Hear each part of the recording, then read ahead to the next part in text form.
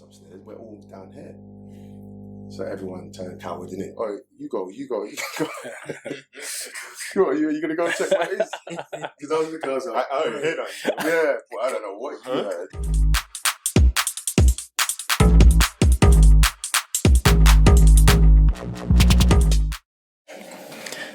What's wrong with you? Scrum. I think this is scrum. Let's go. Okay, cool. Welcome to the Munch and Gas podcast. This is episode number 9. I'm going to say that with my chest, even though I'm not fully sure it is, but I believe it's number 9, podcast number 9. With me today, we have Neil. I'm not going to say your full name. I'm not going to say anybody's full name. You can say your full name if you want to say your full name. It's just Neil. Yeah, it's just It's just Neil. It's just Neil. Mr. Thompson. And I'm here with my boy Gareth G. Universe. Thanks for coming down. Make sure the mic is closer to your mouth. Don't do what Junior does. And then during the podcast, we can't hear what he's got to say because it's just not. What about that? No, man, closer, bro. Come on, please. I know you're tall. But let's. Is that better? Yes. Just turn it. Speak it. just splendid. Yeah. Okay. Perfect. Okay. Cool. Awesome. Cool. So I'm glad that we managed to rush you guys in before this lockdown malarkey happens. I don't even want to talk about it, to be honest. But yeah, to get started, I think we're gonna get started with one of my trademark icebreakers. And today's question, why are you laughing already for? What's wrong with you? Yeah, icebreakers are terrible. No, they're right. They're terrible. No, they're good. Waste, man. I hate you, bro. Because I just can't answer them. That's why I'm just like, I hate you, bro. Already the brain's thinking. Right. So today's icebreaker is what's the most embarrassing thing that's ever happened to you as a youth? From age I don't know, from the age 10 to 20. Or early 20s or whatever. What's the most embarrassing thing that's ever happened?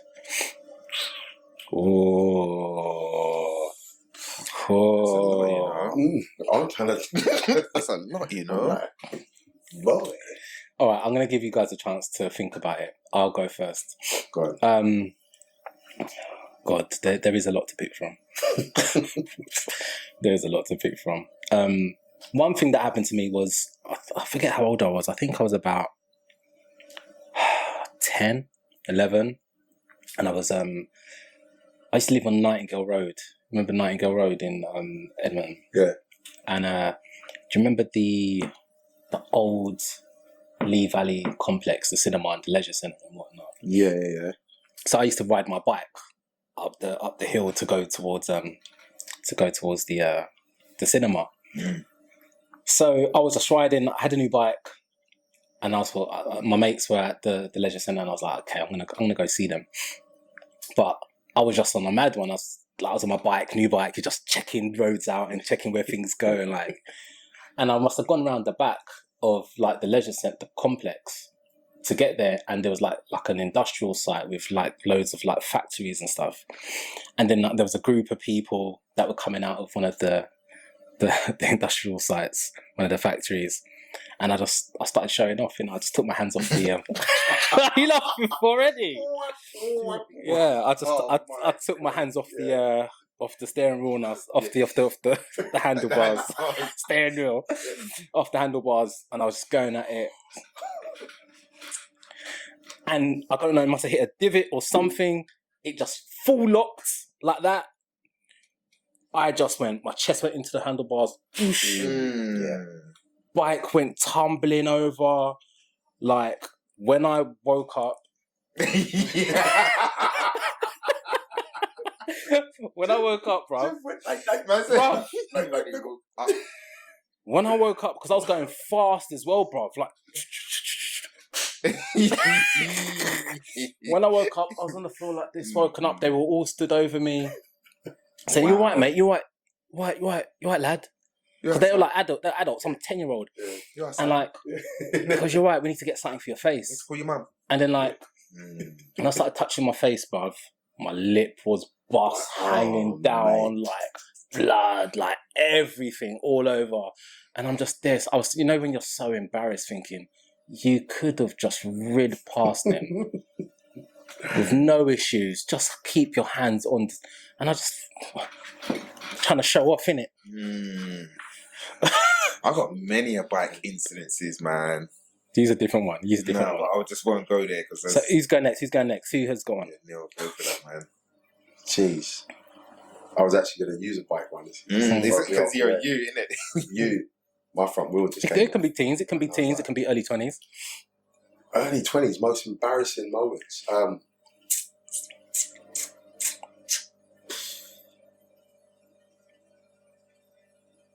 know you got some, bro. I know you got some. I think probably when I was a bit younger, at primary school, so you do like talent shows and stuff like that. And super energetic. Yeah. Yay! I could do anything. Thought I could sing. I've been there, bro. That balloon went I've been there. real quick. I've been there, bro. People were laughing, but I was just like, when you're like super confident when you're young, you know, I can dance, I can sing.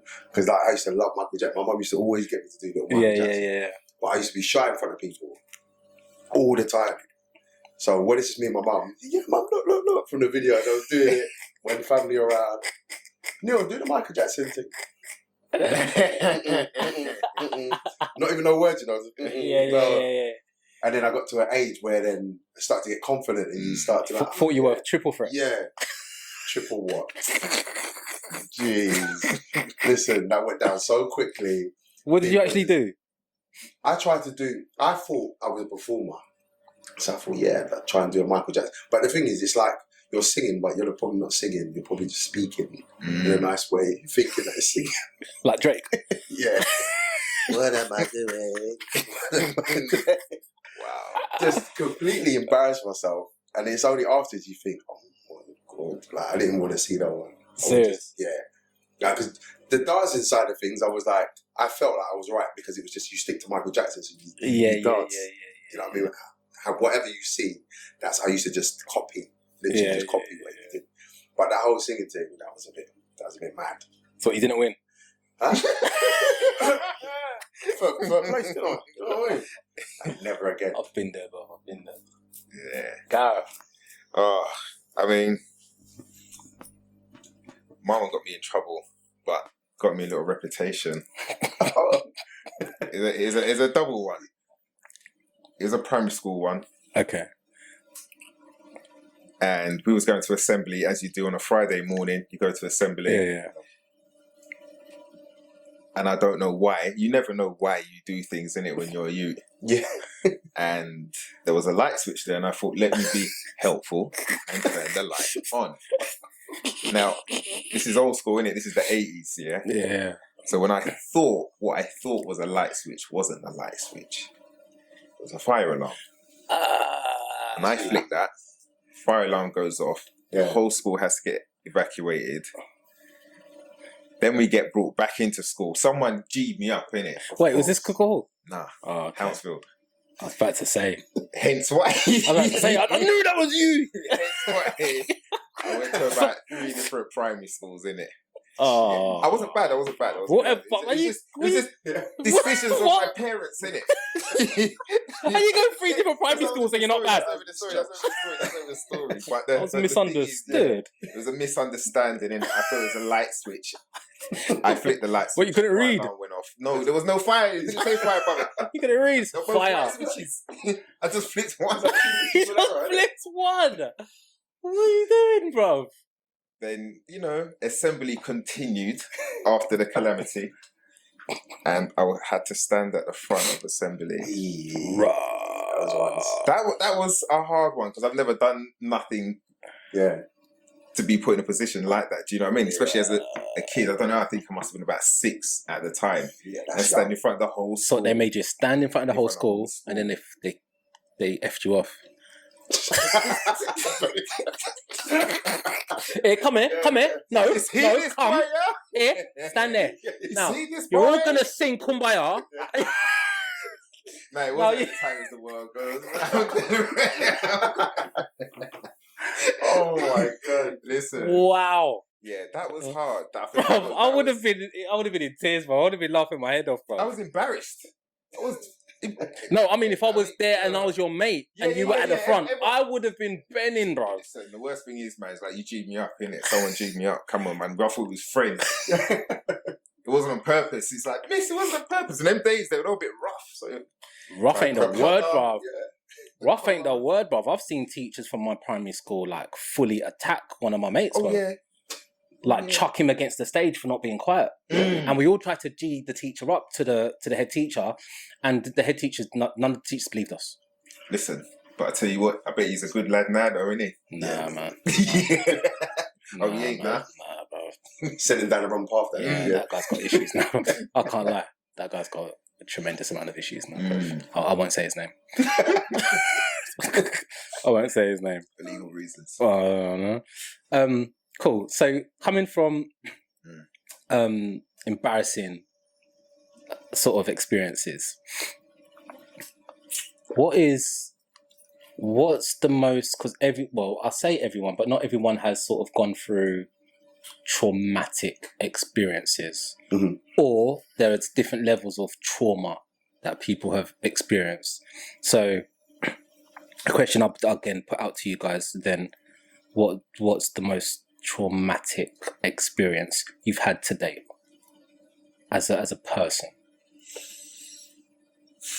Because especially with what we're going through now with second lockdown, mental issues, all of that, having to deal with navigating life and different shit, trauma, whatever it is, it'll be interesting to see what it is that plays on your mind in terms of the trauma part of things. I'm going to let you go first, Gareth. Wow. And it doesn't need to be the most traumatic thing. And if it's something that you don't want to share, fine. But there's different, like I said, there's different levels of it. Doesn't need to be like proper full on deep.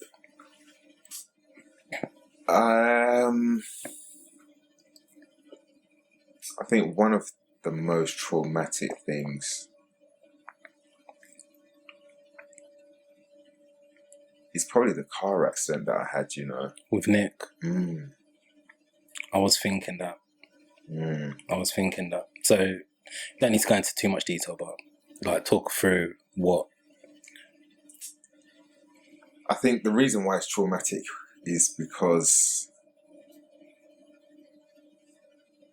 the age that we were at the time, do you know what I mean? We was only 18, 19, something like that. And the events that led up to us going out, it was a mad one. We went out for the evening. We was out during the day. It was a nice Saturday, summer. Yeah, I always remember the day. It was a nice summer's day. And we were at the park, me, Nick, James, we were just jamming all day, as you do, playing ball, whatever. And we're young men. Said, boy, what are we doing this evening? Nothing. Let's go out. Said, cool. I'm driving. No problem. And you know, James is a boss, innit? So he had his own yard from day. Yeah. Do you see what I'm saying? So I went and got ready, Nick went and got ready, and we flew down to James's, met up, out for the evening. And it wasn't nothing mad. We just went out to Camden, just easy. It was kind of a light one, really. Yeah. And on the way back home, had this mad accident. And I think, well, 100% it changed all of our lives. Yeah. And not just like mine, or those that are in the accident. It was the whole circle at that time. There was a big change. Yeah, big impact. Massive, It was a huge impact because that was near death. And I think that was the closest that any of us had at that time to nearly losing someone in one way or another. Remind us like what happened, like what was the aftermath of what happened? Because I remember that Nick was in a bad way. You were in a bad way. Skin grafts and stuff. Broke a couple of bones in my foot. Had to get a skin graft. Nick broke his femur, broke his jaw. Yeah, that's bad. James was cool. A few scratches and whatnot. Yeah, but it was a cut-out job. You know what I mean? Big. It was one of them ones. It was a cut-out job, and even when it happened, it just. I always feel that I'm together at any point when it's taking a man them home on a night out. I'm always the designated driver, and I take like care or some sort of responsibility to make sure that I get everyone home. And that night we were so close to home. Do you know what I mean? And I always find certain things always happen so close to home because I go past that route every single day. Yeah. So it's a weird reminder in its own right. Do you know what I mean? But that day there, it just everybody. I felt different, bro. I'm telling you. Just so. What was it about? Again, the aftermath, and you said that everyone sort of went. It changed people's lives. Yeah. Who did it impact? Or I guess let's talk about the people in the car. Yeah. How do you think it impacted you, Nick, James, and then I guess you can talk about the wider circle a little bit. I mean, I can only really speak for myself and from what I saw from your opinion. In my opinion, yeah, is I don't feel that it changed me much as a person. It sort of made me think, shit, I nearly died, but you know what? I'm still here, and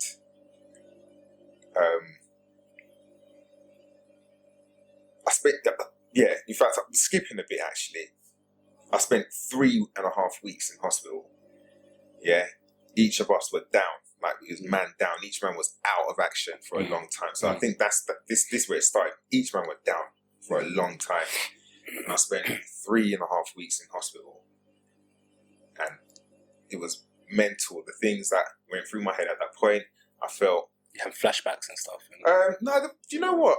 People say that, but I didn't have all of that sort of stuff. Flashbacks. It was just thinking, shit, boy, what could have been? What could have been? Yeah, we could have been dead right now, or I could have lost my brethren, and it would have been like my fault, or I could have been gone, or it could have been worse. Because at that point, you know, what's a skin graft? You know what I mean? I don't know what that is. What are you talking about? Why am I still here?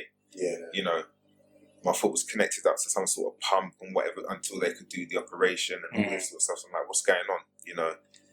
And going through that, getting injections every night to come and find a new place to put a drip or... Yeah. So what is this? This is crazy. But the type of person that I am, I feel, like mentally, I start to kind of get it together, okay. Sort it out. What's going on here? Like, you know what? You're gonna come out of this. You're still alive. You know what? Thank you, lucky stars. You're still alive. You know, life is actually gonna still go on. And you know, at the time, 1 or 2 friends were still coming up to come and see me. Obviously, my parents were there every evening, so it's nice to have. I've got a good unit around me, a good circle of friends around me that came and gave me support. So at that time, it was like, all right. It made things feel normal. Yeah. When your brethren come round and run into you joking, you saying, yo, I can't wait till you come out and we can go out again and whatever. So how did it change you? So it changed me because who I thought I had friends at that time, because being in hospital, like I said, for 3.5 weeks, I started to feel lonely, as any person does. And, you know, you had phones so you could message your boy and whatever, but this is early 2000s, do you know what I mean? So there wasn't that whole WhatsApp or whatever, and you can video call someone. It's just, you can just bell your brethren and do the quick voice message or whatever. Yeah. And I wasn't too far. I didn't think it was too far, and I felt if any of my other people in my circle or in that my position, You'd be there. I'll be more there, so. innit? Mm. You know, and I didn't feel that enough. But again, like I said, I was like, well, why do I need to feel that comfort? Mhm. I guess, you know, I am speaking to them on the phone. Yes, I would like to have my boys around me, but you're a young man. You don't need to, you know what I mean? What, rely on others as such? Yeah, rely on others in that respect for that. Yes, it would be nice, but you still have got some communication. Do you know what I mean? It's just that, I wish my boys were here, and how come no one ain't come and check me, man? I've been there for time. Because you go through that, because I'm sitting there on this bed 24/7. It's a million thoughts a day. Yeah, so it goes over and over in your head. You're like, oh, yeah, but how come the man ain't come and check me though? What? But when you chat to them, like, everyone's together. You know what I mean? Oh, what? But you man together and you can't. Oh, and it was summertime as well, so you know. It was a peak of summer. And no one ain't come check, man. But the communication was there. But I started to get it together and just go, you know what? Innit? You're only out in a couple of... Yeah. So how do you think it affected the other two, James and Nick? Because I guess Nick had the worst injuries, didn't he? Yeah. Yeah. And he was physical, and he was in. My mind a bit hazy, but I think I remember he was in hospital for a while. I was in there longest. Really? Yeah, because I was in North Mid and then they transferred me to Royal Free, and he was in North Mid. I was upstairs, he was downstairs. So there was a point, you know, when I did manage to get downstairs and see him. Do you know what I mean? I cried, bro. We both cried and I hugged him and whatever. And I was like, fuck, man, I'm sorry. Yeah. You know what I mean? I couldn't even tell you what happened. You know, it's one of them ones. God knows what happened. Yeah. How did it change him, do you think? Boy. From our perspective, from what I know the man them or the boys can see, because you was obviously there, and I'm going to be deadly honest, from what I saw, was that there was a slight change in character.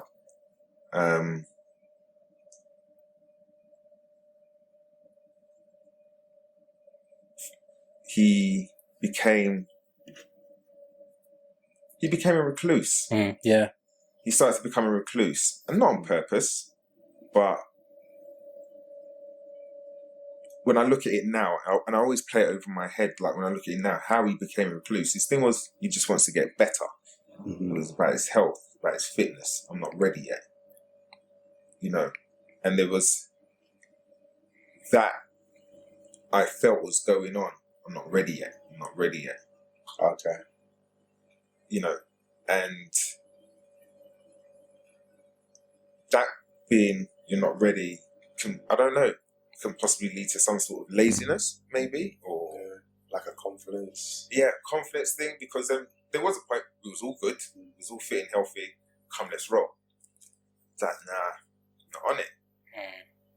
And we never understood it. I don't think anybody really understood it at that time. So, what do you mean, man? Come, man, roll.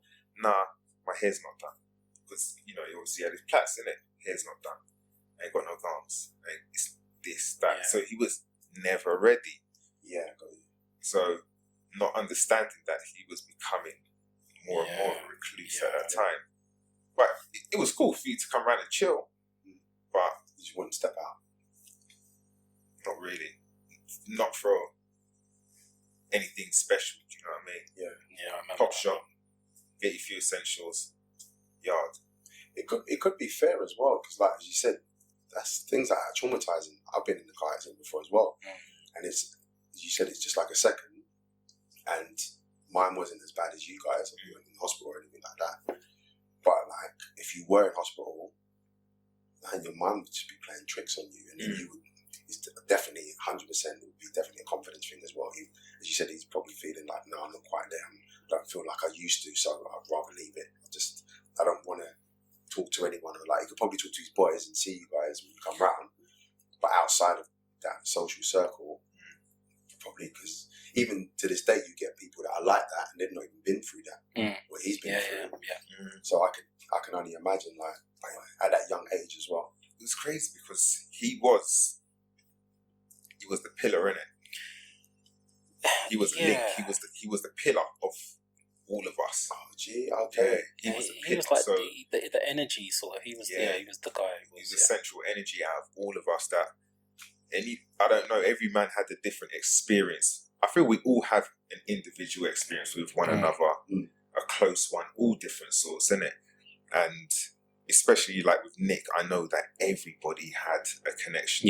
James has told me stories where something's happened and Nick's just stepped in his own way and just calm situation down, or just handles the whole situation. Yeah. Do you understand? He was a strong, powerful character. Yeah. But in the right way, do you know what I mean? He's very deep. Yeah, very. And everybody had a special everybody that I know that knows him had that deep connection with him. So he probably had a burden of, I feel like a burden of everybody else's shit going on. Yeah. Probably. And you're the pillar, innit? So man still come to you to lean on. You know, how much can... It's a lot to take on, isn't it? One person really take on. And that there was something that I felt had a little bit to do with the change within his character. You know, I don't know who supported him. Yeah, that's what I was going to. That was actually going to be my next question. I was going to be like, if he is, because normally you find that when you've got someone like that, they don't normally lean on others, do they? They just shrug it off. All right, cool. But that's the thing. I think at that age, I think it was all about brotherhood and like, you know, your boys are your boys. You know what I mean? And we were growing up, and we were like, we weren't a gang. No. We weren't even a crew, but we were a circle. We were, you know, and I think we all tried to be there for not just him, for one another, but I think we tried to be there for him because we all had an affection for him. But I think he was going through what he was going through, and you know, we don't know it all, especially when you're young, man. Of course, you just don't know it all. And if I knew what I knew.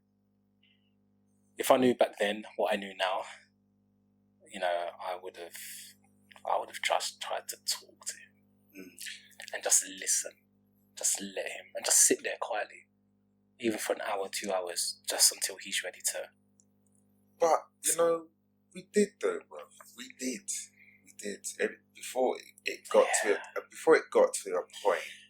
Yeah, but that was all mixed in with drinks, with it was always this and that, with playing computer games, and it wasn't always. But I think it got to a certain level where we were just like, okay, you know, we need to help our boy out and talk and listen. But I think in the early parts, I don't think we were quite there. I think we were. There was, bruv. There was. I'll tell you why. Because again, like how Nick was, I was second, didn't it? Yeah. You know what I mean? Yeah. I was second. So if we ain't at Nick's, we're at mine. Yeah. Yeah. And you lot all know my parents, and you know how my parents are. They're very good, cool, calm parents. They take everyone on like their own. Do you know what I mean? And I've got good friends. These lot are good people. So, and if you're gonna do your thing here. Just chill. I don't want you out on the street because the police will pick you up and lock you up.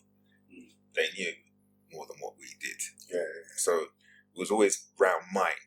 And my mum, you know, knows to look out for each one of my friends in our own right, in our own way. Yeah. And we have conversations, and she'll say, "Oh, how is so and so? How is so and so?" But she knew the mother hen that I have. You know, she knew that something wasn't right. Where's Nick? I ain't seen him for a long time. How is he? And he'll come round and whatever, and she'll say certain things, but not to give me enough concern to say something, you know what I mean? Or go, she'll say, you know, oh, how's Nick keeping? Well, she'll say something along those lines. Yeah. And be like, you sure Nick's all right? I'm like, Just trying to trigger that thought. yeah. I'm like, yeah. Why would you mean?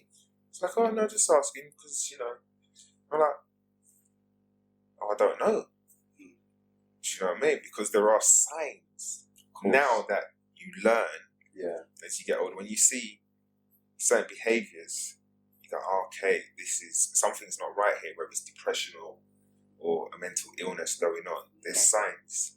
You go, okay, that's leading to something. And the lead up, we caught it late. Yeah. I think that's what it is. We caught on late. And I, again, caught it. I finished work one day when I checked it. And this is about, a year later, bruv. I kid you not, it wasn't that long. It was about 18 months at most, Dread. Because like I said, for me, it was just like, all right, that's happened. I'm back, I'm fit, I'm healthy, keep moving. Yeah. Let's keep moving. What's the next step in my life?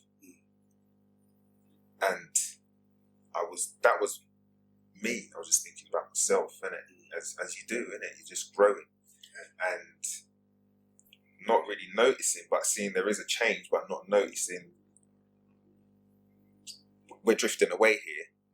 And someone's falling off here, and we're not catching it until late. And I came round one evening and it was a sunny day again, rocked up, got my new motor now,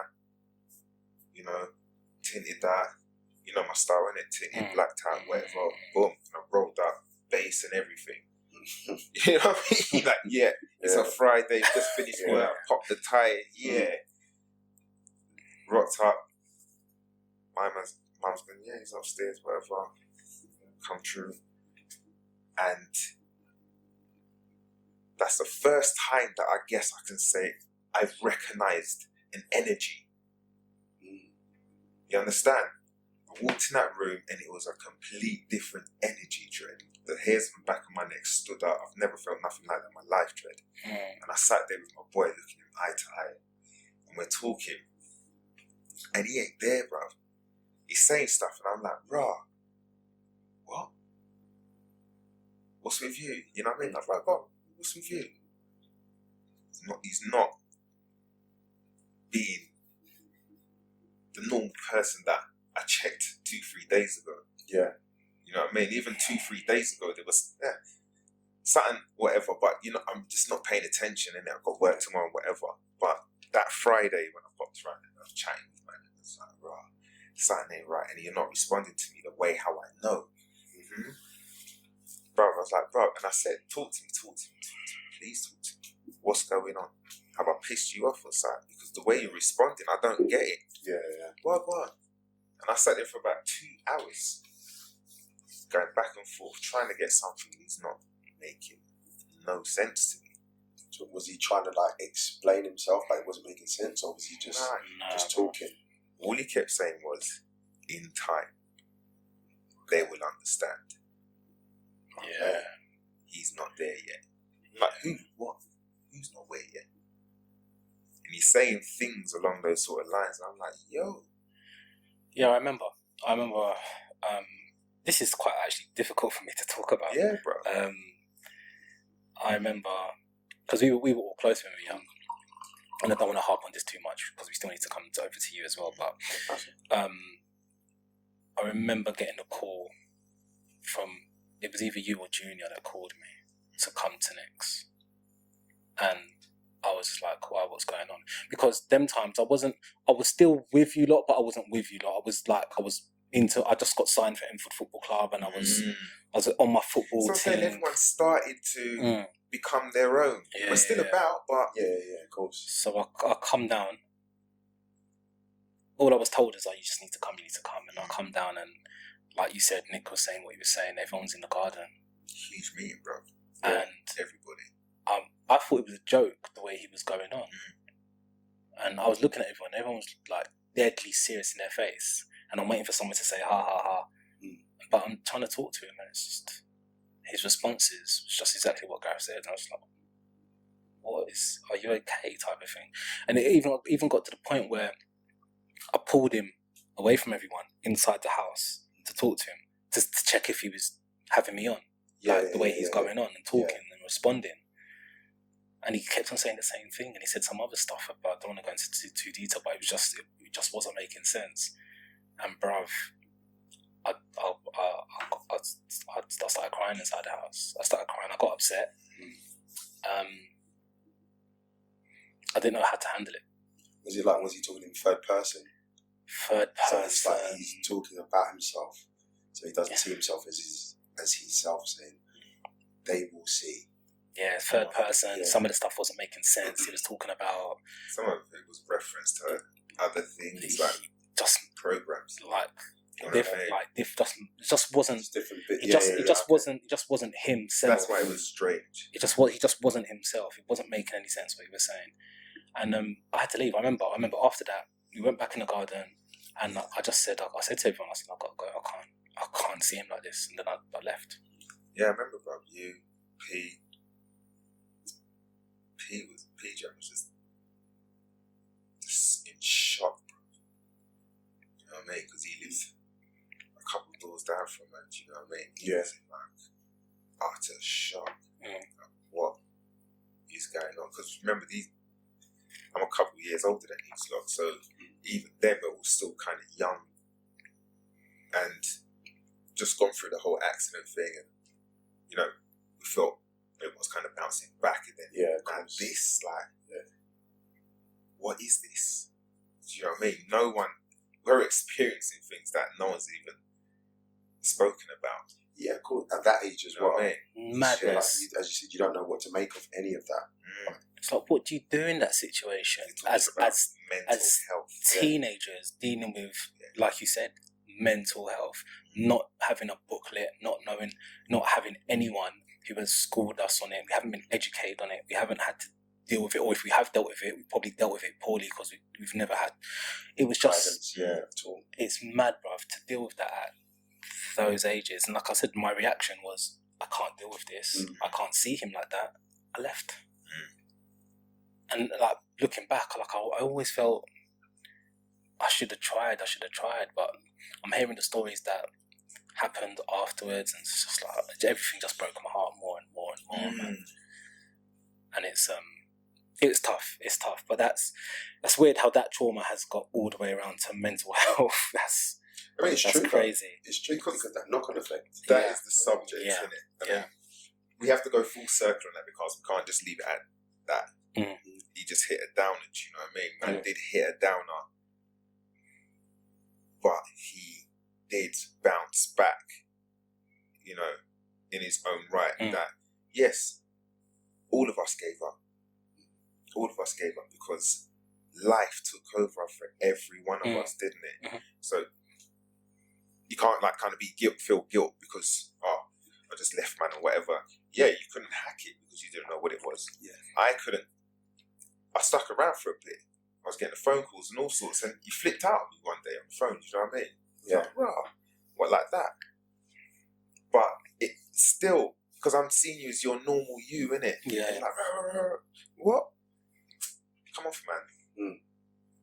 But I still tried to a degree, but there was just a route that we were just going on different paths at that time, and it's very hard to still kind of jump back into that lane and you're right, mate, how's everything doing? Because my life is still going on crazily, of course. But it was strange because I'm local, innit? And I still bump into man once in a blue moon. And I remember bumping into him and been like, you know, literally, I stopped. I was like, "You good?" And he started busting like, "You idiot!" Yeah, I'm good, bro. And we hugged and whatever, and then we sat down, and I think we must have chatted for about 2-3 hours after that, bro. That's good. That's wicked, man. Do you know what I mean? Yeah. But he's on a journey of his own. That's something else that he's got to battle with himself. But he's on a journey, and like when I've seen him recently, and we sat down and reasoned for a short time, you know, we bump into each other every now and again, and we sat down reading, I was like, rah. I almost felt that relief. I did, personally, I felt that relief, like, rah, my man's come true, you know, because we was talking some shit, pardon me, we was talking on a level, and it was deep. And I was like, that there, that's Captain. That's what I remember. Like, you're giving me some insight, brother. And I was like, rah. I wasn't expecting that. Do you know what I mean? I was like, I wasn't expecting you to be back. But when we sat down, he was like, boom, boom, boom, boom, boom. And I've got it because of X, Y, and Z. I was like, yeah, I remember that from you. And you're still there. You're back. But you're still on your journey. Do you hear what I'm saying? So it was nice. I mean, that's just like, what, 15, 16, 18 years, roughly, that sort of. How old are we? Oh, 18, 19. Yeah. How old were you when you had your most traumatic experience? In fact, what was your... That would definitely be passing of my mum. My mum passed, but before that, it was my granddad was September. My gran was October, like a month to the actual day itself, literally on. And then my mum was January, yeah. So it was like, before that, no deaths in my family that we were close with because we were quite like tight knit. So it was my mum's parents and my uncle. It was mainly just us lot, my two brothers and whatnot. Yeah. So we were always like around the house, going to see them in the south, staying down there all the time. And when that happened, it was just like, how do you kind of deal with that? What do you do? Because then obviously I know it affected my mum. My mum had cancer. So she was always battling that, but still always looking after my grandparents. So we used to all help out, like drive them down there to south, take care of them, stay with them and whatnot, take them to hospital. And then, when my granddad went, he went at the house.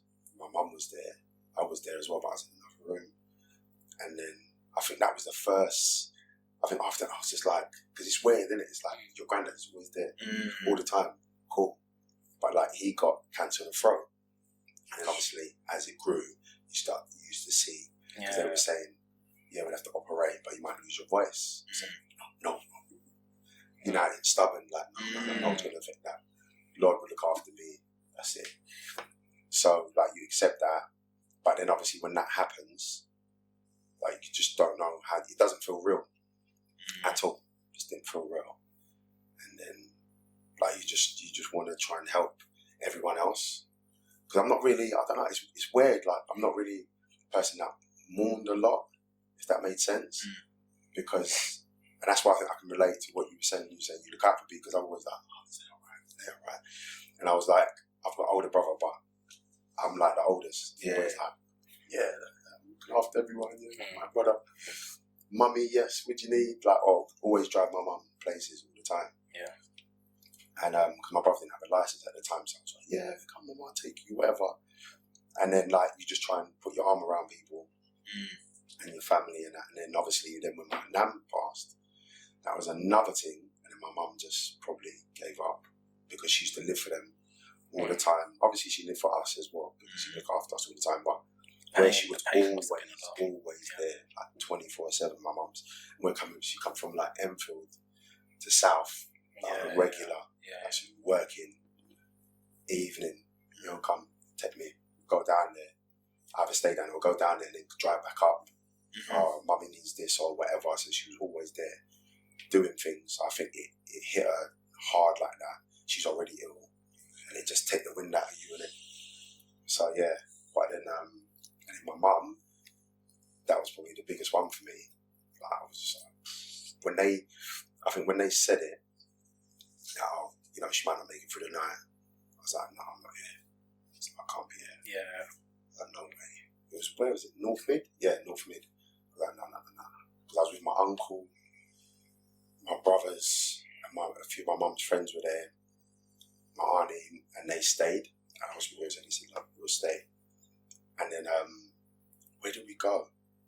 I think we went out. We went Watford. Really? Just got in the car. We just went down. Like, I need to be out of here. So we went. It was How old are you? it was a Friday. I was 21, 22. Pardon me. I was about 22 when she passed. I remember because my little brother, he was like around 15 or something like that at the time. So That's mad. I didn't realise that because I remember hearing that your mum had passed away, and I can't remember how or when I heard, but I think it was we were in our early 20s. But I always thought that when I heard it, I thought that you were younger for some reason. So that's crazy because I think I probably met you at about 18, 19. it was. So It was in and around them days. So that's crazy. How did that? Because I know you said that you don't really mourn and whatnot, but how did that? What did that do to your psyche? What did that do to you, man? Testing. I'll tell you that much. It was definitely testing, but it was weird because it's like you had time to prepare, but then you didn't. So they caught it early, but then it was like she had a breast removed, reconstruction.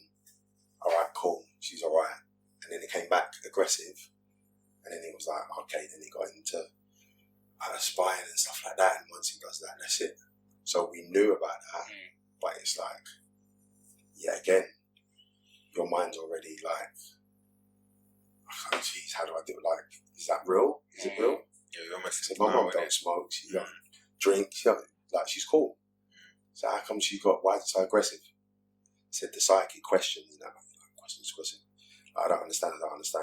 It's like, all right, just try and kind of like forget about it. She'll get through it. She's strong. Gets through everything. But when that actually hit, it was like, first thing I just kept thinking is like, be there for my brothers. Literally. Because I was like, my younger brother was quite quiet, and he still is quiet. He's very relaxed and chilled. I was like, and he was like mummy's boys, even though we're all mummy's boys, but he's proper like, I remember like, he used to call, like we used to be at home, he used to call like mum, mum, no one's fed me. But he wouldn't come and talk to us, but he'll go call her, and she'll call us on the phone. But none you can feed him. But mum, what he did tell us that he was hungry and all of that. So he's always like that. Always wrapped up with mummy. So I was like so worried, like for him, how would he kind of deal with it? Because his dad wasn't around. And it's like, me and my older brother, as I said, I'm like, I take charge of that, like the older brother anyway. So I would always try and just make sure that he's all right. And then for me, I just like, you just try and deal with it. Like you have your moments, crying, getting upset, and it's like, and I think that's another reason why I don't always go to the grave. Okay. Because I'm like, I go there and I'll sit there and just be like, upset, literally. Like some people go there and they find peace in like talking, and like it's just very therapeutic for them just to kind of like, okay, like I'm here, this is what I did today, blah, blah, blah. I'm going to come back and see you next week. And, people do that. It's like comfort. For me, it's like the opposite. I don't really, unless it's like special days like birthday, anniversaries, sometimes on a Mother's Day, I'll go. But, I don't know. And then I've just like tried to just be strong and just deal with it. Because I think something that helped me at the time as well, even now I still feel the same, that I feel like she went to a better place. So I feel like she was taken for a reason. Obviously this is not a good place. She was taken to heaven. Good die young, all of that. That made sense to me because I was asking so many questions. Like, how did she pass? How did she get cancer? Why was it so aggressive? Like, it's not like her diet was really bad, relatively healthy, and it just like happened like that. So I think I took comfort in that. And then something else happened, which was mad to me, like after she passed. So I think I told you before. So we was all at my yard, because everyone used to come to the house, watch football and whatnot. So we're all there, and then we heard like a thud upstairs.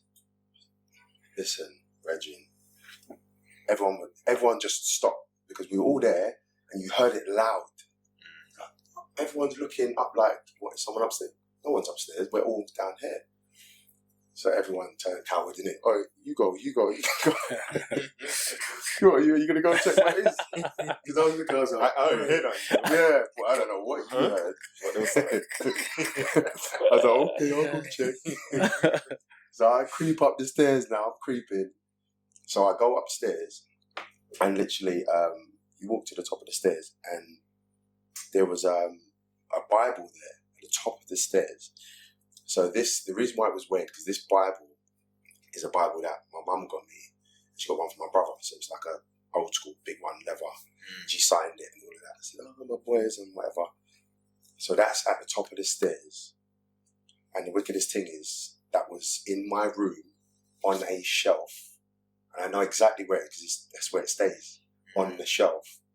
And I saw it there and I opened it and it was my one, my Bible, with my name in there, because she wrote my name in there. And I was like, you know, you're just baffled. And I think that led me to believe a little bit more. Life after death and the thoughts that I had were correct. She has gone to a better place, watching over us. And then, I don't know, it just gave me some comfort. I was just like, maybe that's why she did it, just to let you know, look, mummy's watching. Yeah. Because for me, I've never, and there might be people, some people will be like, nah, it's just chat shit, innit? Yeah. But because I've lived that and I've experienced that, I'm a believer because I've experienced that. There's no words that you can say to me to tell me that that's not true. There's none. Because I was having these thoughts, saying these things, having conversations. And then I see that, and I was just like, bruh, so she is there is a life after death. Okay, my whole soul, everything, I'm just at peace. Of course. So like, all I try and do now, I'm just like, boy, live good. Live good, treat others well. And hopefully you will then, get to see your loved ones at some point. But yeah, for me, I think that is the biggest thing. That definitely, I would say it does change my perspective on life more so, as opposed to me as a person, because I've always been kind of bubbly. Makes you more spiritual? 100%. 100, yeah. 100%. Much more spiritual, much more open as well. You look at things completely different. That's why I said at the beginning, you had the visit. Yeah. Do you know what I mean? Straight I've heard others say that I had a similar, my uncle passed away and I saw him in a dream, but in my house. Okay. But it felt so real and I woke up crying in tears because I was like, yeah. But the whole family was there, as in my aunts and uncles, everyone was here, but I could recognise him. And I had a small conversation and he said to me, look, everything's cool, don't worry, everything's all right. And I woke up and told my mum this. Yeah. And she goes, yeah, he's saying his goodbyes or whatever. She goes, yeah, I've seen him too. Oh, wow. And good 6 years after he passed, I said this to my cousin as well. We were sitting down having a little chat. And this is in Florida. Yeah. And was having a good, speaking about family. And she said, no way. I had that dream as well. And I said, jeez. Now, to myself, I think, okay, it was just a dream. My mum's saying it, I'm like, okay, well, she's really spiritual and Christian. She's a deep, strong Christian. So I can understand maybe her having that. But when I'm hearing another member of the family and possibly others that he'd gone to see, it makes you then say, you know what, you're right, there is something going on. There is another side, or definitely, It's crazy. Yeah, it's not easy to, because how do you explain that? Because you say it, people take it with a pinch of salt and like, until you experience it, or experience something like that, you're like, oh, especially if you've had like those thoughts before, or if that's what you've been told, like if your family's spiritual or whatever it might be, you might be like, all right, whatever, and then when you go through it, it's like, oh gosh, okay, this is real. Yeah, so I suppose that's how some of these preacher men turn preacher, because they experience something. It's like life changing. This is what led me on this. So I get that. I understand. Like, I'm not. The thing is, and I like the way you said spiritual more so, because that's what. Because like with the whole religion thing, I know that's a different topic completely. And I do believe that it's whatever makes you feel comfortable. So there are people that believe different things, believe different religions, and believe that's the way that you should live your life. However you feel comfortable, do that. But I like the whole spiritual thing. That makes more sense to me, because you get same thing that you was talking about your brethren before, when you said you went into the room, you felt an energy. It's the same when you meet people. Frequencies, isn't it? Yeah. So it's like 9 times out of 10, if you project that, they normally say you attract like-minded people. Yeah. Because you're putting that energy out there. So I feel like, and that's why like those people are always angry, or whatever, misery loves company.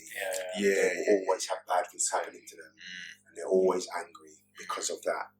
So I feel like going through certain experiences have kind of helped me, because I don't really look down, because I could easily have done that. I could easily have been like, you know what, like people are taken away from me. Okay, I'm going to be a bad youth now. Don't care about nothing. What not to live for. You know what I mean? You can easily, but for me, it's more so an excuse. And that's another thing we spoke about before. It's like, it is kind of heartbreaking when you hear that, especially when you hear your people, or any people, even young people, when they think like they've got no other option in life. I've been through this, so this is my only way. Not knowing that you've got all of this on this side. There's so much you can do, because there's always a choice in life. And I just think it's more so educational, isn't it? Yes. If you don't know that, you're not going to think like that. You know what I mean? If you don't know what your options are, that's it. You're going to think, oh, well, this is what I can do, because this is what X, Y, and Z told me. This is all I've got, or this is what I'm going to amount to be. So then you focus on that. And that's why I think like more people need to try and focus on the positives. So even in every negative, there's a silver lining in every dark cloud for me personally. But every time I go through something bad, I think, all right, yes, it's bad, but I've always learned something. I've got something. If I can take something from everything, I'm good. Because you're going to grow, you're going to learn, you're going to get better. So no matter what you go through in life, whether that's like marriage, kids, partners, jobs, choices that you make, like you're going to learn from that. So you know, all right, boom, I did that. I won't be doing that again. Or I'll be a bit more savvy when it comes to certain decisions. You've got to educate yourself, don't you? That's it. But it's hard though, man, because like I was lost for a little while, because a lot of stuff that you said has resonated with me, because like my traumatic thing is which I don't think will be much of a surprise, but like my mum passed away as well. It was sudden, and I was like, God, how old was I? I was 15. Yeah, I was gonna say you were quite young, bro. 15, bro. So, and my mum was everything to me, like everything. So, at that age, still in school, literally the way I found out was just being told in front of like the whole family. Yeah. When I say the whole family, I mean family, the members that I haven't even seen for years were just all in. Like they knew before me and my brothers and sisters. Yeah. So it was a case of it's a weird story, because we were moving house and I couldn't be bothered to help them move all the stuff. So I went to go stay with my aunt for like a week or so while they moved everything and moved into the new house. The day that I came back to the house to see the new house for the first time, see my room and everything, was the day I saw my mum. Literally spent a few hours with her. Then her and my dad went out to a party. I always stayed up on a Saturday night to watch Match of the Day, as kids, as you do. And I was waiting up. Match of the Day finished. I stayed up watching whatever was on Channel 4 or Channel 2 or wherever. And 2 o'clock came, not home. 3 o'clock came, not home. And I'm falling asleep. I'm thinking, I'm going to go to bed. Woke up, got woken up by my cousin at the door. And I'm looking for like my mum and dad, they're not in the house. Right, they haven't been home. My cousin's like, come in the car, like, you know, your parents are waiting for you at your cousin's house, which was in Edmonton, because we moved to like Enfield way. So they were like, yeah, just a short drive there, man. And all my brothers and sisters were like happy playing and whatnot. This is the way I remember it anyway. And I'm in the car, and I'm just like, I'm questioning. I can feel something's not right. The energy wasn't right. Yeah. My cousin didn't look like he hadn't slept. He didn't look right. And one of my uncles was driving. Or it was his friend that was driving. And my brothers and sisters all playing and whatnot. And I'm just like, why are we going? yeah. Like first thing in the morning, like 7 a.m. And I'm saying to my cousin, where's mum and dad? And like we're driving. We get to the house. As we pull onto the road, I was like, wait, isn't that Auntie such and such from like 2 years ago? It's like, why is she? And I'm thinking to myself, I know her. And then we're getting close to the house, and I I know her. And then we get to the house, and I'm seeing people stood outside. Then people are rushed inside. I'm like, something's not right. And my cousin wouldn't answer me about where my mum is and stuff like that. And we get in, they open the door, like just tons of people. It's a small house. It's a 3-bedroom house. Tons of people. Hallway, stairs. You open up the front door of the lounge. Full up with people, all sat down. No one's looking at me. No one's making eye contact. My auntie Lillian just covering her face, and my dad was sat next to my grandma. And as soon as we went through, I looked at my auntie Lillian and I just said to her, I said, "Oh, where's mum?" And then she broke down. She broke down, and then as soon as she broke down, I broke down, and I was like, "You couldn't console me, bro. You couldn't console me." And I knew it. Then no one had to say anything. No one had to say anything. I knew it. I was just on the floor, and I cried. I promise you, I cried for weeks. Like there would be times where I would stop to sleep, and then I would wake up and cry again. Like it was. I'm not even sure if I've recovered now, if I'm honest. Like I think it was such a shock to my system, because she had high blood pressure and she was on the larger side of life. Like she was slightly bigger than normal, but she was doing her fitness stuff to get back in shape and whatnot. But I think it was basically a heart attack that she had. So it was just sudden, cut me deep. And I think I've just always struggled, and like we talk about educating ourselves and stuff like that. And the reason why I said like some of the stuff you said sort of resonated with me is because I don't go to the grave too often, because when I do go, it's an emotional experience for me, man. It's just 100%. It's just I know that, definitely. It's hard, man. Like I'll go there, the memories, then I'll start talking to her, then I'll be silent for a while, then I'll get upset, and it's like I can't, I don't know how to compute it properly or to handle it. And there were times even after she passed, like I'm talking about like months afterwards, where I was imagining that I was seeing her. Like I'd go on a bus.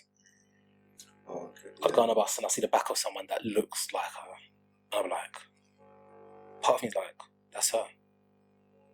Like what? No other like I actually just like, that's her. And I'd actually like try to see the front of her face and then see the person turn around and be like, and then you just come back to reality. Mm. Or like I think it was me just hoping. Yeah, of course. Wishing. And yeah, man, like I think in terms of trauma, that's had a big impact on me in my life and how I am in relationships and with people, and how much I open up. I think that there's something in me because of that is scared to fully embrace people in case. Fear of loss. Yeah. I have a huge fear of loss, and whether that's death or whether that's letting someone in and falling for someone, being in full and total utter love for that person to either pass away or leave. Yeah. Because you can mourn a relationship, you can mourn a death, and that it scares me because the pain that I felt when my mum passed, I can't. In my mind, I can't feel that. I can't go through that again. It's still fresh enough for you to know. I couldn't go through what I went through again. To me, it feels like, nah, you can't do it. I don't think losing anyone else is going to be as detrimental to you as what a mother figure is. I don't know, man. Do you know what I mean? Nothing is as great as what your mother is, or as great as what your child is. Yeah. For as a loss wise, well, you know. Yeah. No, I do get that. I get that. That for what it is for the relationship that you have with that particular person. Do you know what I mean? You know, I shouldn't say that, but I know death. I've already said this, haven't I? There's one thing we're always guaranteed in life, and that's death. And I think about it sometimes, you know, because my parents are getting on, and I'm seeing them get older, and you know, not realizing their age sometimes, and taking it for granted, and thinking, oh my God, you know, sometimes it might hit me and go, this is roughly the same sort of age when my grandfather died, you know what I mean? And they're creeping up to that. My parents' health and things like that. Like, sometimes when my parents ring me, it frightens me because my old man's been in hospital before. Yeah. My mum's been in hospital before, and it's normally like coming home from work and, oh, your mum's had to go to hospital because of this, or your dad because of that.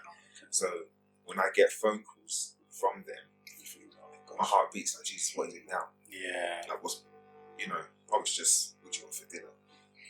You know what I mean? I take it for granted sometimes.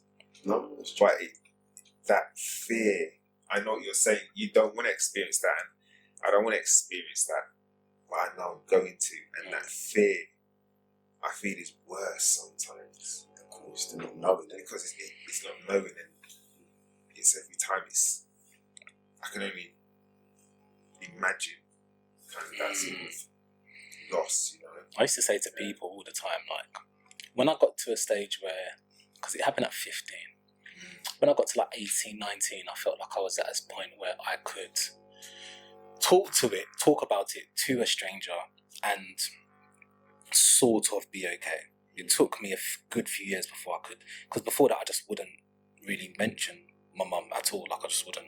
I'd even sometimes try to avoid talking about my mum at all.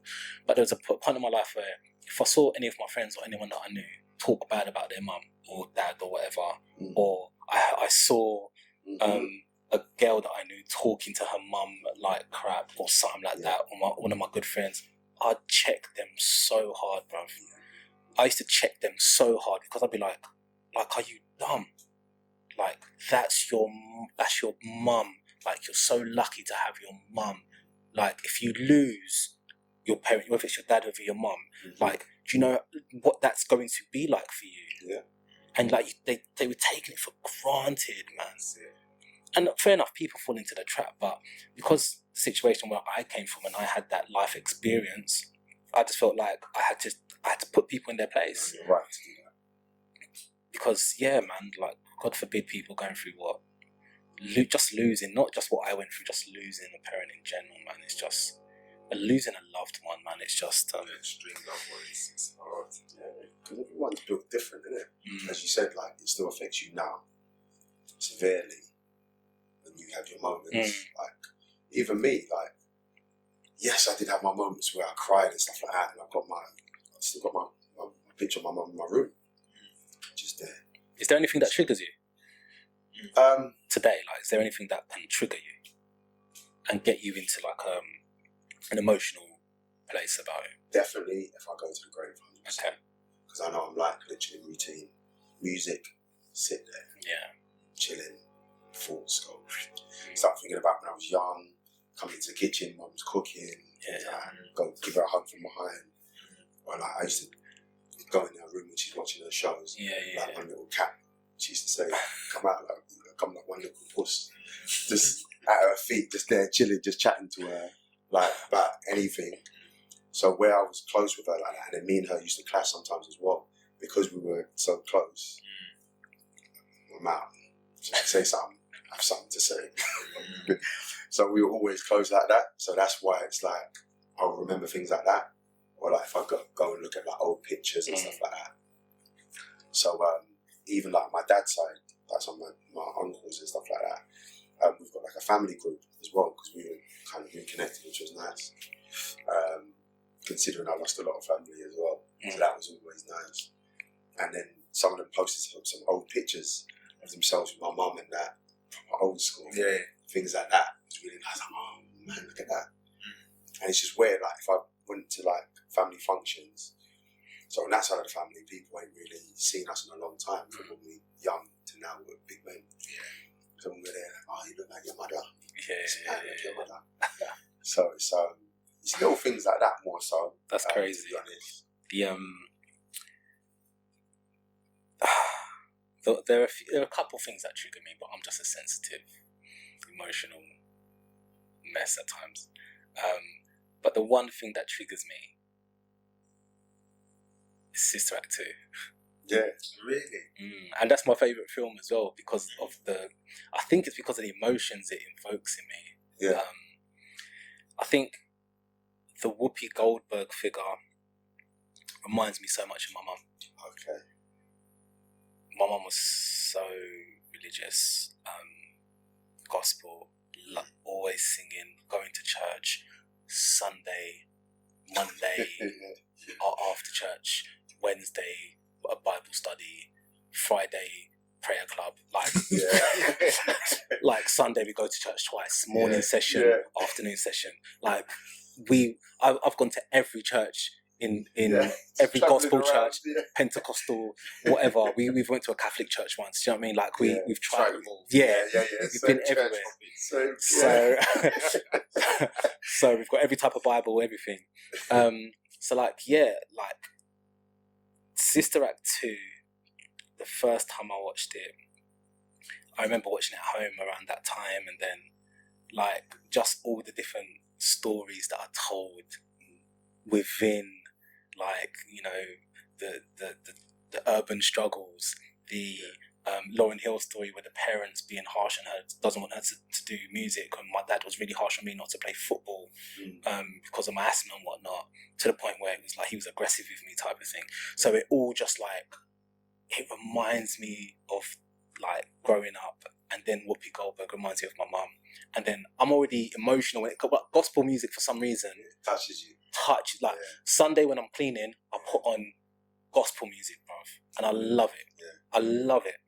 So every time I hear it, like the songs, I know the whole film, words from the beginning to the end, like the script, the words, the songs, I know it.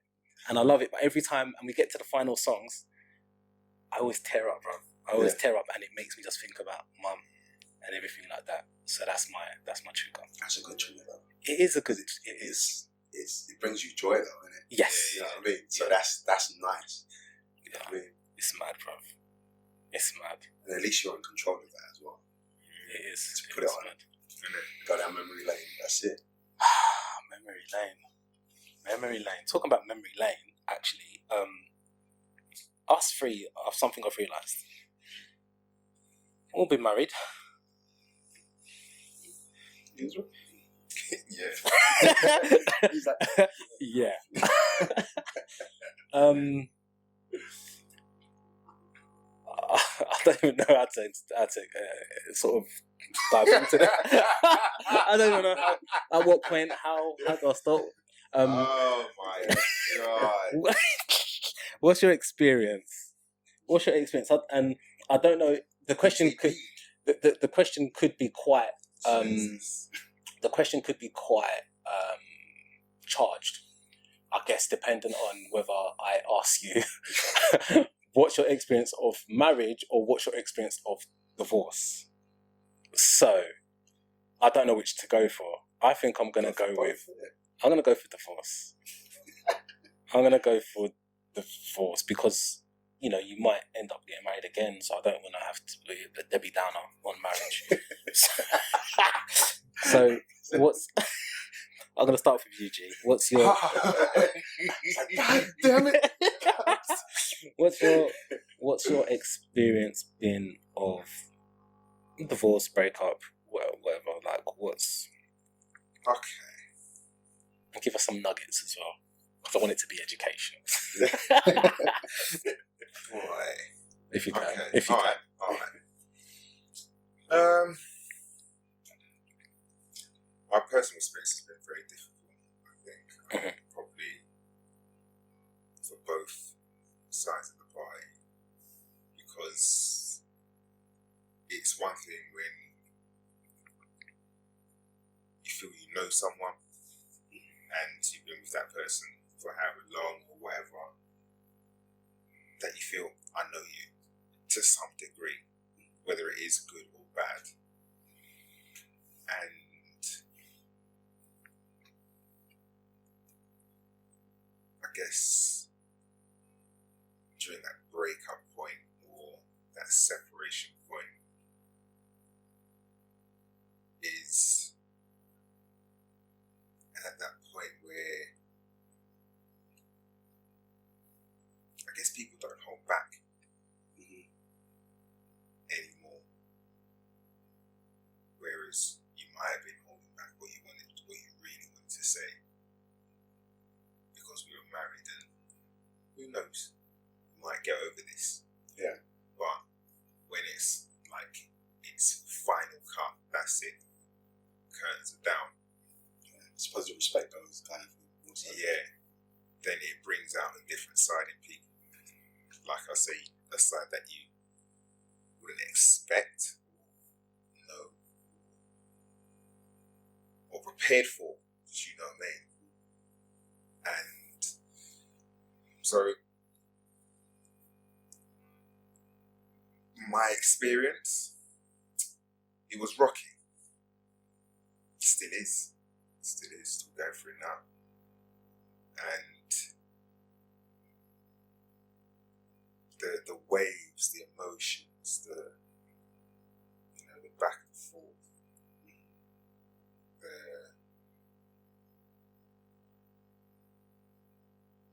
the things that you have to then start changing in your life to try and still accommodate that, or just, because there's kids involved, Always makes it difficult. If you've got a boyfriend or a girlfriend and you just marry someone and you don't have that attachment, you can sort of just walk away. Whatever, don't have to see you ever again, or do you know what I mean?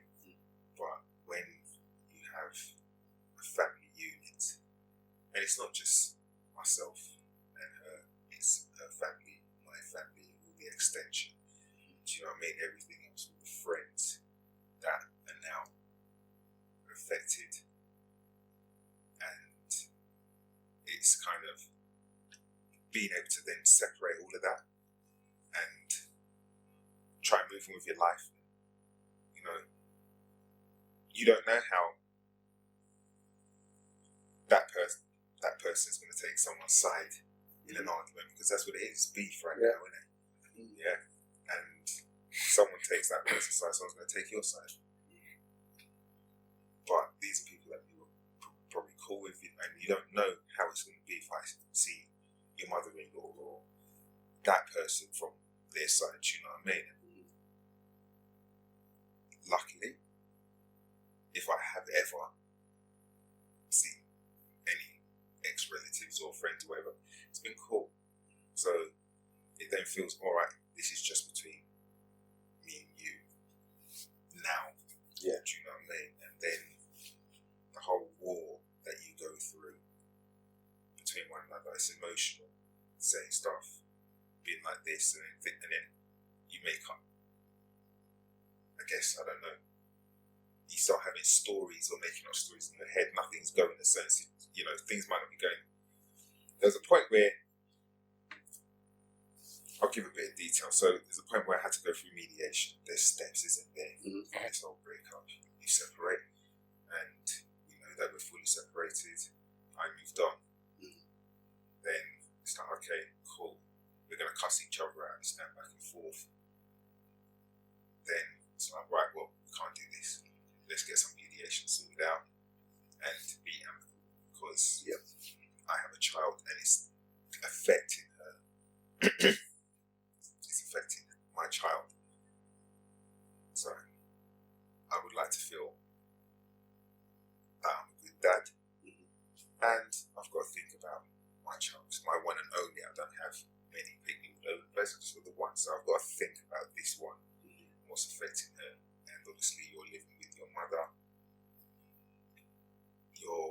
Your setup has to be cool, innit? And I have to know that your setup's cool. Yeah. As much as I've got problems with you, I kind of got to know that your setup's cool. I'm not going to trouble you or be a certain way. Right? We've still got beef, haven't we? And so as long as that setup was cool, it was alright. Then we went to mediation. And you kind of touched on this a little bit in your last episode about being the dominant partner, or who takes a dominant role. Now, I always felt that she was the dominant person, because in previous relationships I felt that maybe I was dominant, or maybe I'm a certain way. Again, I'm trying to grow, question myself, and what sort of person am I really? There was a point where I was dating someone, and it was mental. And the arguments, the beef, the headache, we're at each other. Who's that? What's going on? What's that? What's this? And you get crazy. And like, this ain't right. For my psyche, drop that out. Dated someone else, and it was like, just be you. It's cool. And then come on to this person. It's like, same thing. You just do you. I'm not here to control nobody. I just thought it was all equal. Sometimes I feel sometimes I'm a bit naive with certain things. Like, we're just people. Why don't we just get along? We could all just, you do you and I do me. Whatever I have is yours, and what's yours is mine. I'm not looking at what's yours is mine. With that, though. It's just like, whatever in it. Because I've always looked at relationships from what my parents have. Now, my parents are still together. They've been married 45 years, something like that. Amazing. They're vets. They're veterans in this thing. So anyone I look at them. I'm a product of that. I've come from that. I still am around that. So I know they have their differences. And it's never been nothing catastrophic. No major. It's been a little argument, but nothing that it don't stop. Nothing in the household. Do you know what I mean? So they've gotten really good. So I've always just seen that and thought, that's what marriage is. My mum and dad have been married for years, and they love each other, and they have a problem or two, but they're cool. That's what marriage is. They love each other, and they've got me. And this is what it's all about. It's interesting that you go into that, because I guess something that is another question that links to what you're saying is, why did you sort of grow apart? And I guess it'd be interesting to hear from you, like, why you grew apart, and to hear if there's any similarities. I shouldn't really close on that, because I'm not trying to say go. Being dominant. Yeah. Just in case, you know what I mean? No, I'm still frightened. I don't want to smoke. I don't need it. I don't need to smoke, Daddy. Alright? It's just words. So We just talking. just talking. So it's like, there was that side of I don't want to be dominant, but I felt someone does take on a dominant role, and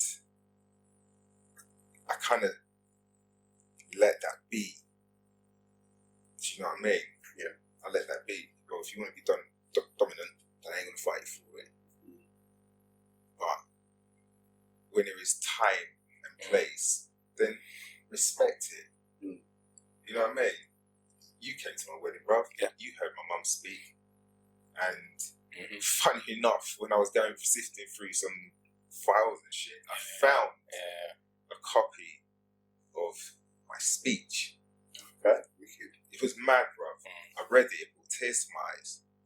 And I was like, wow, how things have changed and how I felt for that person.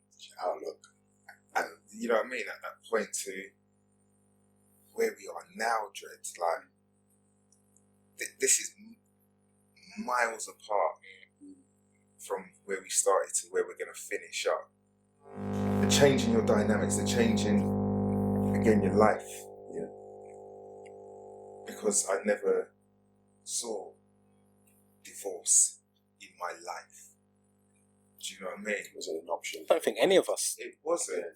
did it, really. Again, like previous videos, you're speaking about coming from a certain mould, innit? And my thing was, that's where I came from. So I've not known separation.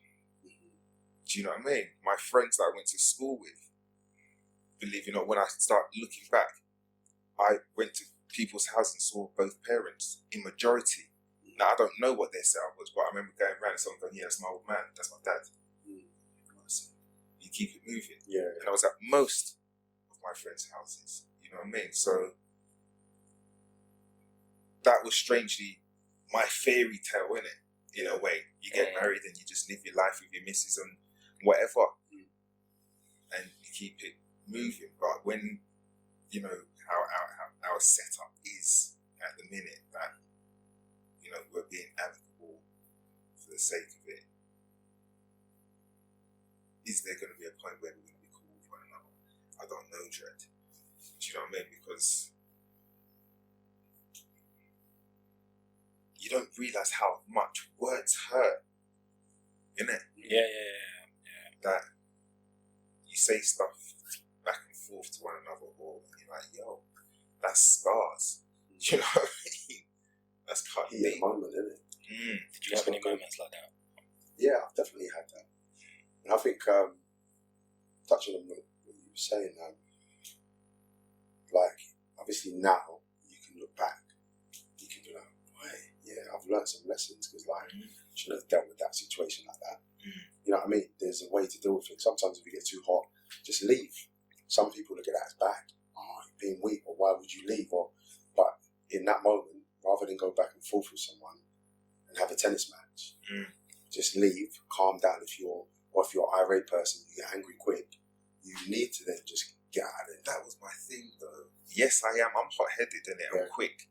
However, like, allow it, innit? Certain times, allow it. And my thing is, don't say nothing just yet. You might be pissed off now. And that you know, that was kind of, I'm that sort of person, like, if you're pissed off, don't say nothing, because you're going to say something you might regret, innit? Yeah? Because we can all say things in the heat of the moment. But if you don't step away from that, at that point, God knows what's going to happen. It's normally bad, isn't it? So, whether you're hot-headed, you might switch, or you say something, and at that point, certain times, it's been like, no one's going to walk away. And you're going to get fired, and it's like, oh my God. Now I hate you now. Do you know what I mean? What? Yeah. I hate you now. You get so deep because you both refuse to just leave it, as you said. And it's like you're both just as bad as one another. Don't get me wrong, I know it's not always like that. Sometimes you've got one that instigates, and yeah, you do get that in different relationships, it depends. But ultimately, and it's just like so not healthy when you actually, now, because I've been, is it 3 years now? About 3 years ago, a bit over 3 years. How long was you married for? Married for 2 years. We were together for 6, I believe it was, yes. So obviously the whole relationship wasn't like that. Hence why you got married, as you were saying. So it goes back to when you were saying about your speech and whatnot. Like all of that, you think, okay, you went from this to that is like 2 different realms or 2 different, I don't know whether you would call it emotion sides of yourself. And yeah, there are times where you think, oh, it's a shame. And it's more so, it's not a shame because, oh, I miss anything now.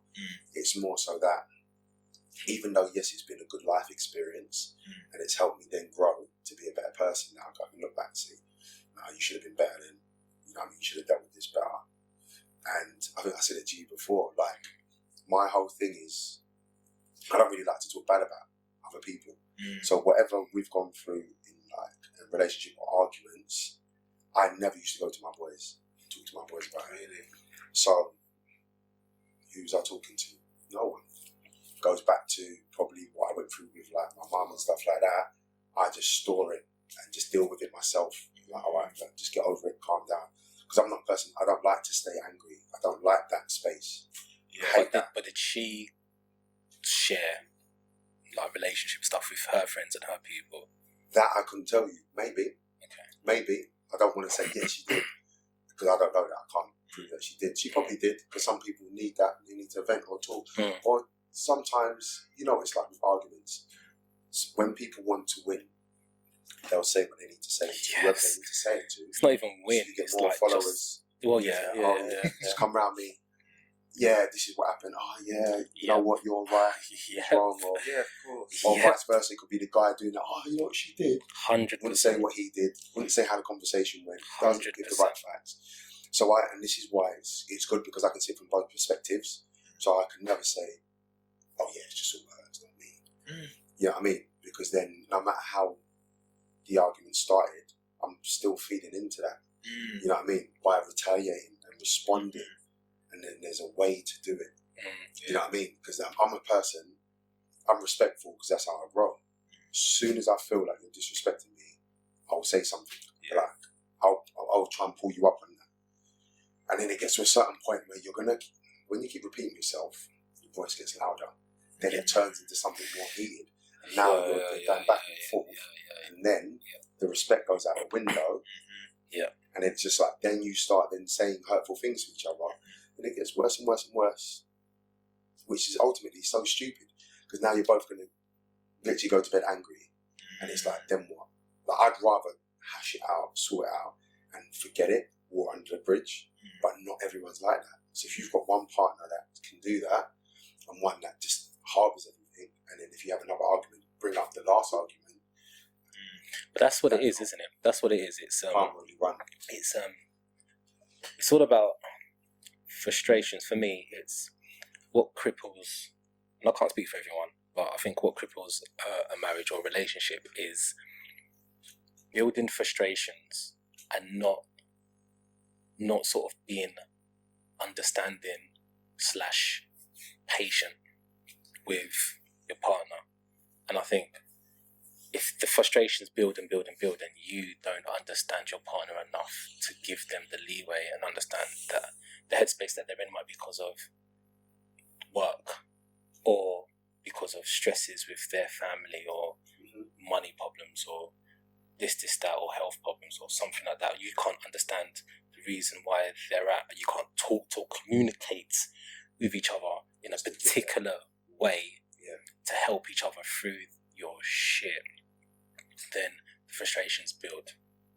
Once the frustrations build and build and build, and you've got 2 people that aren't fully communicating properly or not understanding of each other's, issues, it then you start to grind on each other and then it turns into snidey comments, little digs. Then you're insulting each other. Next thing, you hate each other. Next thing you know, divorce, break up, hate you, blah blah blah blah blah. That's what it is, and it's again hindsight. Is a wonderful thing. Definitely. But for me, that's all that it is, and I think for me it was about knowing myself, and I didn't know the things that were making me unhappy, and the second thing for me was that I didn't communicate effectively enough. Okay. I think those were two things that helped to the demise of my situation.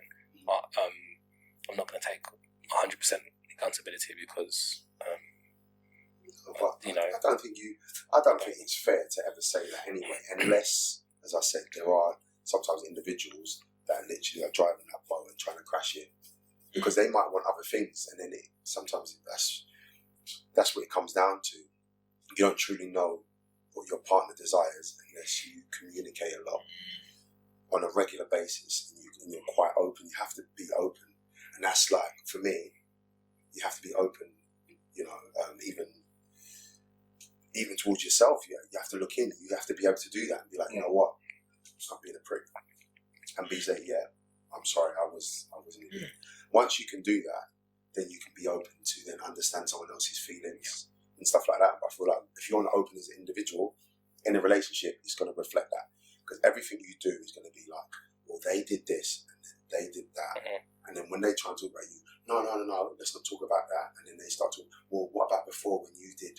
And it's always that instead of this. Yeah. And I feel like in a relationship or marriage, because we're talking about marriage, definitely in a marriage, that needs to be on point. That communication is so, for me, they're the most important things: communication and respect. Yes. Because if I respect you, I'm not speaking to you in a certain way, and vice versa. 100. And we're always going to communicate because I respect you. That's the first thing. We'll never disrespect you. You know what I mean? So we should then be able to have an open conversation. Yep. Even if it's going to hurt, even if you don't like something that I'm doing, you can openly say that, because there's enough love and respect behind what you're saying. Me, I'm for that all day long. 3,000%. But as you said, hindsight. Like it's because when you're in something as well, you haven't got this clarity. Yeah. When you're in the heat of the moment, when you're it's like you're in a battle zone. As you say, every day is different. Am I going to get a call? Am I going to get an attitude if I just leave that door open? Or, you know what I mean? Is it going to be? Yeah, it all goes up in it. Yeah, you know what I mean? And then you don't know what she's going through. She could be going through so much stress, depression, work-related. That could be work-related. You don't know because maybe you're not asking that question. You're just thinking, she's just been difficult again. And that's, you start to point the finger and start to, but you said it earlier, you were saying that you start to make things up in your head. Yeah. Unless, my whole thing is, unless I tell you this is the situation or this is what's going on, don't assume. Yeah. That's the worst thing you could do. You know what I mean? Because then you're putting people in boxes. They don't need to. It could be something small, and the support's not there. You're just assuming that I've just got an attitude because of something. You're picking a fight. You know what I mean? So I think all of these things, like the key thing, as you were saying, communication is just like, for me, like now going forward, if I do get into another relationship or even get married again, like it's not put me off of getting married. Like I would do it in the right way. So if I had kids with someone, things like that, yes, I could think about it, but I wouldn't then go and spend a lot of money on it because I don't feel like I need to prove anything to anyone. Yeah. It's like, this is for us or our family. Boom, that's it. But it's very difficult, you see, if you're going to get married again, let's say, to someone who's never been married. So they might want their day. The big, and, you know, there's that, well, I've been married and, you know, really, we could really do this, because it's quite expensive. And I'm like, but I still want my day and I still want certain people to be, you know, but... Yeah, you're always going to get that, because I've seen that. I know it's some true. people that have it's gone true. through that. Yeah. And that's, but I suppose that's down to the individual. Because the thing is, like, I feel like with me, because I've done that, so you've got that experience now, like, you don't need to spend that money there. Rather than do that, you can put that towards a house. Yeah. Invest in something. Yeah, but I want so you're always gonna have to try and balance that out. So it's like, all right, but then sometimes you might fold and be like, all right, you know what, babes, whatever you want. Yeah, it depends. For me, it all depends on the woman. I think like how she makes you feel. Some men will be like, no, this is how we're having it. I'm not bending. Guys, you might be more dominant. And 9 times out of 10, the woman's going to be the dominant force in that scenario. 9 times out of 10, when it comes to a wedding. I don't know, man. She's taking the lead. I think my days of marriage and all of that are numbered. Yeah? Numbered, man. You can't say. Yeah. I think, honestly. Bro, Honestly, I think they're numbered. You can't say that. Honestly, I think they're For numbered. now. I don't know, man. For now. I don't know. Because you never know. You never know. You might meet your soulmate. Numbered. Numbered. You might meet your soulmate. Numbered. I ain't gonna meet no soulmate during lockdown, boy. It's not happening, boy. Not the way. Not the way the world is right now, man. Nah, that's so true. It's That's like so true. numbered. I'm just chilling out. I'm just doing me, man. You know, I've done that part of moved on, and I'm seeing someone now, and Does she want to get married? yes, I think she would like Big, small wedding. to. Does she want her day? From our conversations, you know, it feels like that she knows that it doesn't have to be a big thing, but I feel that she would still want her day. Mm-hmm. It doesn't have to be a big thing, but it has to be personal with your nearest and your dearest, because obviously you know it costs a fortune and all the rest of it. Who's going to spend all that money right now? You know what I mean? It's that. I think I guess it's a maturity thing. Yeah. You know, you get older, you realise that. Yeah, when you're a bit younger, yes, even, you know, I was in my late 20s when I got married, but even when you're younger, there is still that fairy tale feeling, and you know, I still want to do it, I still want this, and still want that, and still, you know. But as you get older, you're like, boy, what? How much for one day? And man's charging me how much for what? The venue and the flowers and the this and the, you go, hold on, but we could do a lot more with X amount now, and have a quick, quiet little one over there. Yeah. Who's feeding all these people that you don't know? You know what I mean? You're never going to see again. There's that you start questioning, you know? Yeah. So we've had that kind of conversation, and I think she would like to do something small and intimate. And I wouldn't now, because of going through, you know, a divorce or a broken down relationship, that will stop me from moving on and remarrying. Do you know what I mean? There's obviously a lot of implication when it comes to that. We've got to discuss some stuff. My days are numbered. You know, you can't number, bro. I'm numbered, bro. You gotta have the discussion and be real with yourself. Like, you never know. But you know what? It's numbered, and I want to prenup. You're seeing someone now, so it's different though. So you're even if I wasn't though, but you're just like, because you just don't see it happening right now. That's probably why you're just writing it off. You guys keep saying right now. You guys keep saying at the moment. Listen, listen. There's just.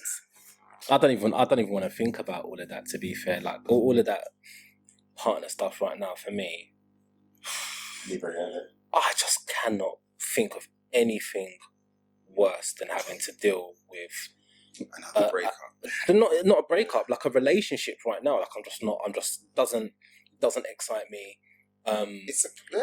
Even if it's a relationship, if it's long term, if it's potentially getting married or whatever, there's prenups all over the place. If I'm going to be completely honest, like I'm being serious. Like I'm being serious. Like I'm just not. I do have. Let me stop talking. Let me not. Let me stop talking. I'll let you guys hold the mic. No, it is difficult because it does. Like you got to imagine. And me and my friend was having a conversation about this not too long ago. And I was like, from obviously being married and being in a relationship for a long period of time, then being like just free and single is so nice because normally like you check in all the time. There's always something back and forth. Like now I could just not speak to anyone if I don't want to. And just, because I've always been like happy with being by myself as well. Yeah. So I can always find something to do. If I'm never really bored, I'm just like, I'm content. Yeah. So where some people, they have to be in relationships. You know, I don't know many people that are like girls and guys. They're always, if they're switching partners, it's like a couple of months they've met someone new. Now they're with them. And sometimes people are like that. Or sometimes it just happens that way. They meet someone that's really cool in that moment, in that headspace. It's like, oh, we could maybe take this further. But I suppose like with me, like I'm similar to you in that sense where I'm definitely not looking. I'm not going out there going, yeah, I need to get a woman, but I need to just settle down. I'm not putting that sort of pressure on any sort of relationship or encounter. Me, I'm just like, what energy am I feeling from you? What are you like as a person? Are we kind of in tune? Are we thinking about the same things? Could we potentially move in the same direction? Then, all right, let's see what happens. No pressure whatsoever. Because when you start putting pressure on it, they need to have this, the tick list. I'm like, who works like that? That's not real, man. You're preparing to fail. That's not real, man. How am I going to tell you how you should be? And then down the line, but, you know, I wanted you to be like this, and you did it. It's like, it's not your child, it's not a toy, it's a human being, you know what I mean? You either love them for who they are, or not. You know what I mean? Or, listen, your expectations, you might have to manage that. Your expectations, like, I don't expect anything from a woman. Apart from, for me, as we were talking about like earlier, respect, communication now, they're the things, that's it. Yeah, I mean, obviously, it would be great if you meet a woman that's ambitious, that wants to do stuff and that wants to fight.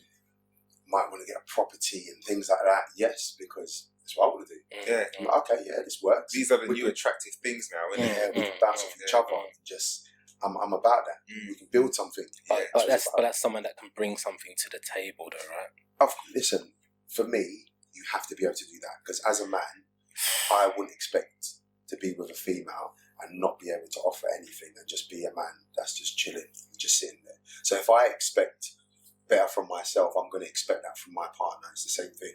Because then if you do then look down the line and we do have kids or whatever, what are we both going to then teach our kids? Like, we need to be in sync, because listen, there's so much that I never got taught, because obviously, like, my parents didn't know that, my grandparents or whatever. Even financially, like little things, I'm like, I want to teach that to my kids. So I don't want a mother who's then going to go against that. Nah, it's free. No, it's not. That's not how it is. You need to give your kids the best opportunity to grow and be great. Water them. They need to grow, you know what I mean? So for me, like-minded people, that's what you're looking at. Someone that's kind of, and don't get me wrong, you don't always have to, because I know they say opposites attract as well, because you've got to balance. You know what I mean? So I get that as well. But I don't really want that. Goes off. This is what I'm saying. Because you're two completely different people. So I'd rather someone that has a similar mindset, or that's just open. If you're open to new things. So you like, because I'm like that, I like to try new things and just see what you can get out of life. We don't know how long we've all got on this earth, you know what I mean? So it's like, all right, cool. In a woman, that's what I look for. You know what I mean? And then obviously the rest comes into play. But they're the main things for me, especially like now as I've gotten older. 100%. Yeah, that's of course. I'm sure that what you was looking for when you was younger is much different to like now, like you said. You know what I mean?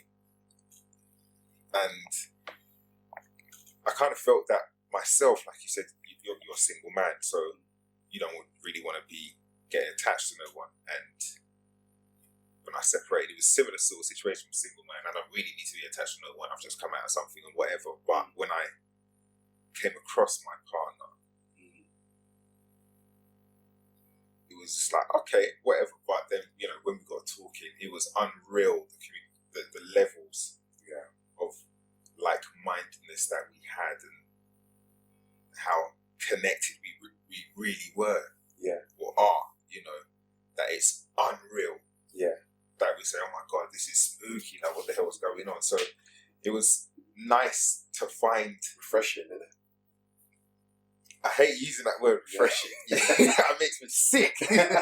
But it was tantalizing. It was tantalizing to find someone like that, and